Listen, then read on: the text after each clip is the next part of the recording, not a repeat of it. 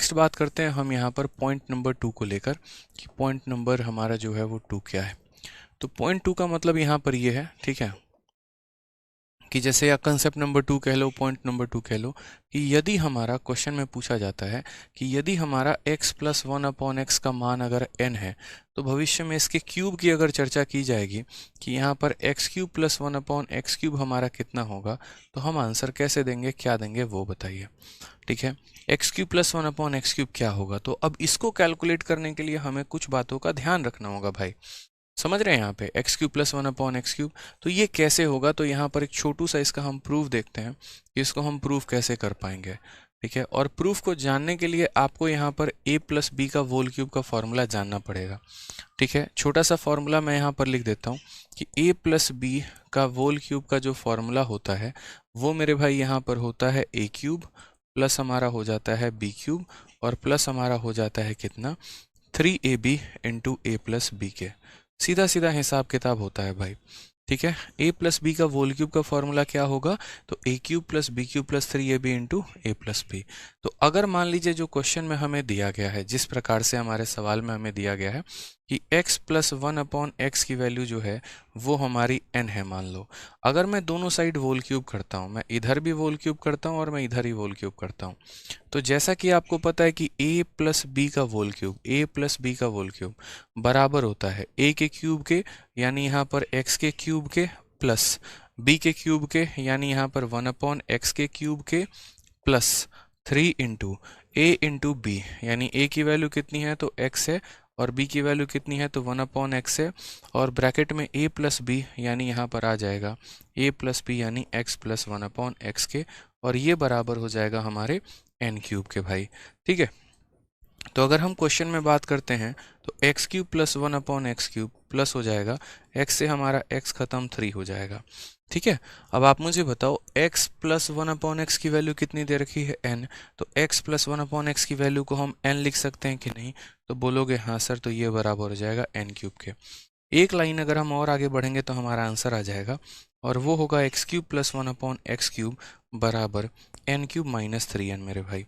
ये डायरेक्ट आपका जो है वो रिजल्ट है कि आप इस रिजल्ट को डायरेक्ट याद कर सकते हैं।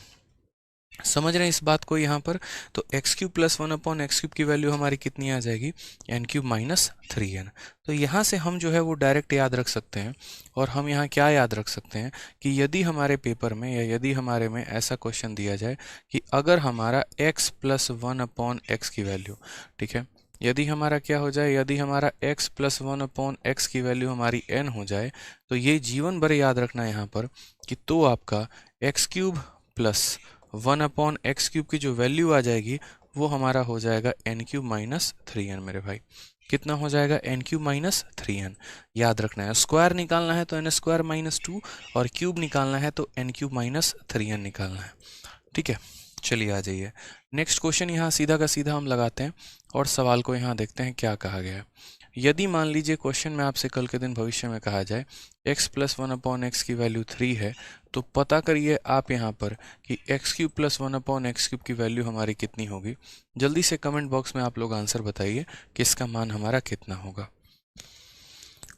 ठीक है, आपको सीधा फॉर्मूला जो लास्ट पार्ट है उस पर फोकस रखना है, प्रूफ पर नहीं रखना। अगर आप टीचर बनना चाहते हैं तो आप प्रूफ पर ध्यान दें, अगर आप एस्पिरेंट हैं तो आपको प्रूफ की कोई भी आवश्यकता नहीं है मेरे भाई।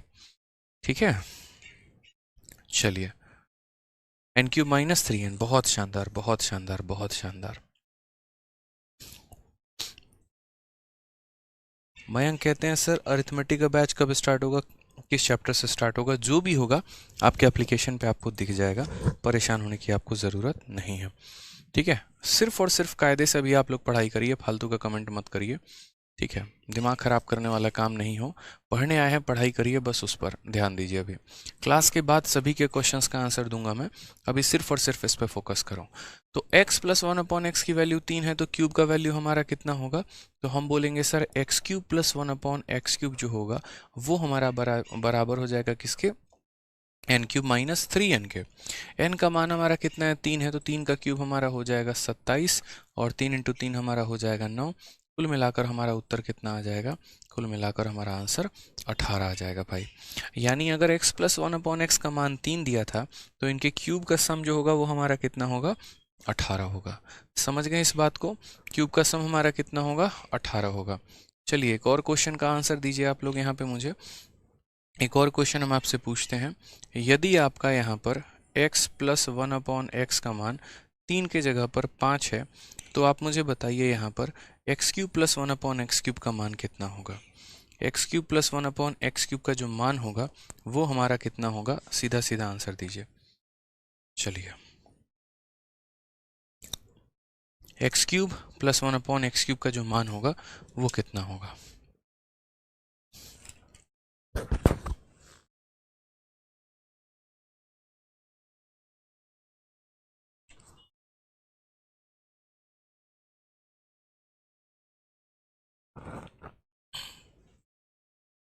बताइए, कमेंट आ रहे हैं क्या? बिल्कुल सभी के कमेंट आ रहे हैं, आंसर बताना है।